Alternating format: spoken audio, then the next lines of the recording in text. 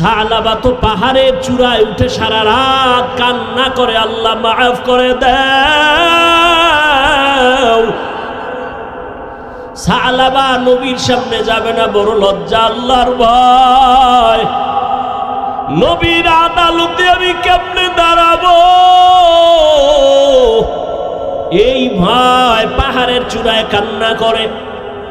ওমর খুঁজতেছে খুঁজতেছে খুঁজতেছে, 40 দিনের একদিন আগে 39 দিন হয়ে গেছে, সালাবারে পায় না। 39 দিন সন্ধ্যার আগে ওমর ঘুরতে ঘুরতে সেই পাহাড়ের কিনারায় যায়, দেখে কিছু রাখাল মাঠে বকরি চড়ায়। কয় এখানে কোনো কিশোর একটা সন্তান দেখছনি? সালাবা তার নাম। কয় না, দেখি নাই। খুঁজতে খুঁজতে হঠাৎ এক রাখাল কয়, হ্যাঁ একটা ছোট্ট সন্তান দেখি প্রতিদিন সকাল 10টার সময় পাহাড় থেকে কানতে কানতে নাইমা এখানে আসে, আবার কিছু হালকা পাতলা খাইয়া আবার কান্না করে করে পাহাড়ে চলে যায়। কয় প্রতিদিন আসে? কাহা? ওমর কয় তাহলে পাহাড়ে কই খুঁজবই, রাতের বেলা এখানে বসি, কালকে তো আসবেই। কাহা আসবে? কয় বসি। ওমরে ফারুক আরো কয়েকজন সাহাবা ওখানে বসলেন। বসার পরে ঠিক ওই 9টা-10টার সময় ওমর তাকায় দেখে ওই পাহাড় থেকে সালাবা কান্না করে করে নেমে আসতেছে। কিনারায় সেই দেখে হযরত ওমর বসা, দেখে ভয়। কয় ভয় পায় না রে সালাবা, মায়ার নবীর চোখে পানি, তুমি কই? রহমতের নবী তোমাকে তালাশ করে পায় না, তুমি নবীর আদরের কোথায়? সালাবা বলে আমি যাব না, নবীর দরবারে যাব না, আমি বড় পাপী, বড় অপরাধী। ওমর কয় আমি ওয়াদা করে আসছি, আমি নবীর কাছে তোমাকে না নিয়ে যাব না। ওমর জোর কইরা এবার সালাবারে নিয়ে নবীর কাছে হাজির। সালাবা চিল্লান দিয়া বেহুশায় নবীর সামনে পড়ে গেছে। নবী মাথায় হাত দিয়া আবার হুঁশে আনছে। কয় সালাবা আমি বুঝতে পেরেছি, কাঁদিও না। নবী কয় আমি তোরে এত আদর করি, এতদিন আমি পাই নাই, আমি বিরহের জন্য কান্না করেছি। ও সালাবা আয়। নবীজি তার উরু বা রান মোবারক সামনে আগায় দিয়া কয় আমার রানের উপরে মাথা দিয়া তুই একটু বিশ্রাম নে। সালাবা নবীজি রানের উপরে মাথা দিয়া, কান্না তো বন্ধ নাই, আবার উঠা বসি আবার কান্না করে। নবী বুকে মাথা লাগায় কয় কাঁদিস না। কিছুক্ষণের মধ্যে সালাবা একটা চিল্লানি দিয়া কয় ইয়া রাসূলুল্লাহ, আমারে আল্লাহ মাফ করবেনি। হঠাৎ সালাবা কয় নবী আমার পিঠের মধ্যে কি যেন পিপিলিকার মতো হাঁটে। নবী কয় তাড়াতাড়ি? তাই সত্য? কয় হ্যাঁ। তাড়াতাড়ি কালেমায় শাহাদাত পড়, আজরাইল এসে গেছে, তাড়াতাড়ি কালেমা পড়।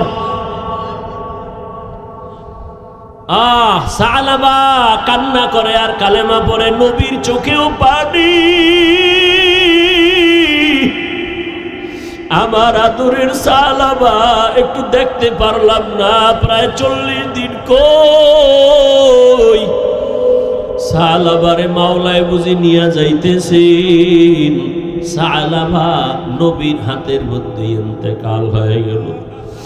নবী কান্না করে বলে ও ওমর, তাড়াতাড়ি জানাজার ব্যবস্থা করো, গোসলের ব্যবস্থা করো, কবর খনন করো। সাহাবায়ে কেরাম কেউ গেলেন কবর খনন করতে, কেউ জানাজা রেডি করতে, কেউ কাফন দাফনের গোসলের পানি রেডি করতে। গোসল কমপ্লিট করিয়া কাফনে পড়ায়া সালাবারে খাটিয়ে উঠাইছে। এবার নবী ডাক দিয়া কয় ওমর, সালাবার খাটিয়া তোমরা যারা কাঁধে নেও একটা অংশ রাখিও, আমি মুহাম্মদ আমার কাঁধে সালাবার লাশ নিব। মায়ার নবী সালাবার কাঁধে ওই খাটিয়া নিয়ে হাঁটতেছেন।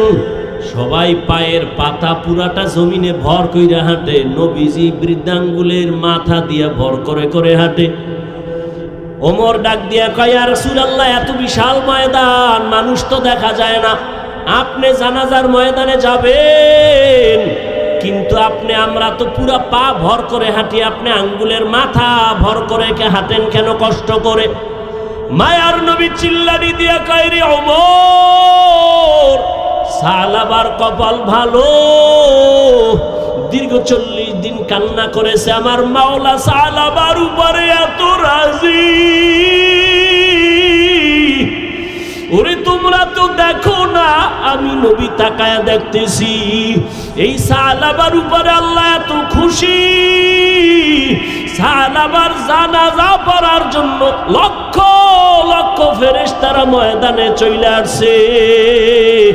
ময়দানে ফেরেশতা এই পরিমাণ নাজিল হইছে, আল্লাহর রহমতের ফেরেশতা সালাবার জানাজায় আমি কদম দেওয়ার মতো জায়গা নাই। সালাবারে নবী জানাজা পড়ায়, নবী নিজের হাতে কবরের মধ্যে রাখে।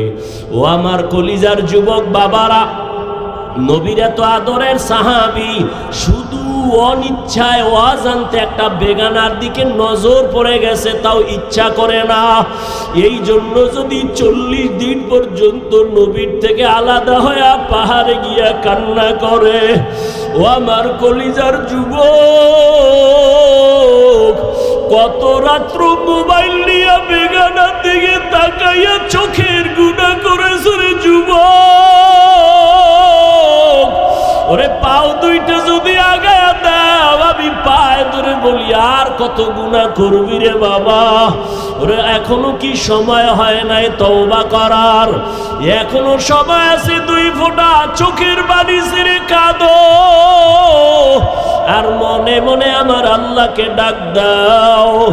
ও দয়ার মালিক, এই ময়দানে আমার মতো গুনাহগার কেউ নাই। এই চোখের দ্বারা কত বেগানার নজর দিলাম, কত বেপরদায় তাকাইলাম, ইচ্ছা করে দেখলাম আমার বুঝি জাহান্নাম ছাড়া উপায় নাই। সাহাবায়ে কেরামের কত সুন্দর নামাজ, কত সুন্দর তেলাওয়াত, কত সুন্দর আমল আর তাকওয়া, এরপরেও যদি তারা কান্না করেন, তোমার আমার তো কোনো নামাজ নাই, রোজা নাই, তেলাওয়াত নাই। তোমার আমার জীবনটার দিকে তাকাইলে মনে হয় গুনাহ ছাড়া কিছুই নাই। তাহলে হিসাব করো তোমার আমার কি পরিমাণ কান্না করা উচিত। ও যুবক বাবা, এখনো সময় আছে। চোখে যদি পানি না আসে, মনে করিও গুনার কারণে আল্লাহ বেজার।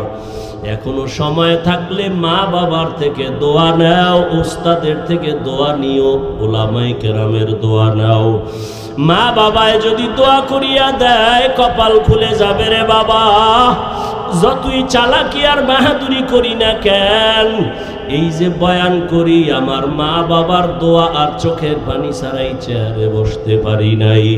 ওই মা বাবার চোখের পানি আর দোয়া ছাড়া তুমি পরীক্ষায় পাশ করতে পারো নাই। ওই মা বাবার চোখের পানি আর দোয়া ছাড়া তুমি সম্মানের মালিক হতে পারো নাই, টাকা পয়সার মালিক হতে পারো নাই।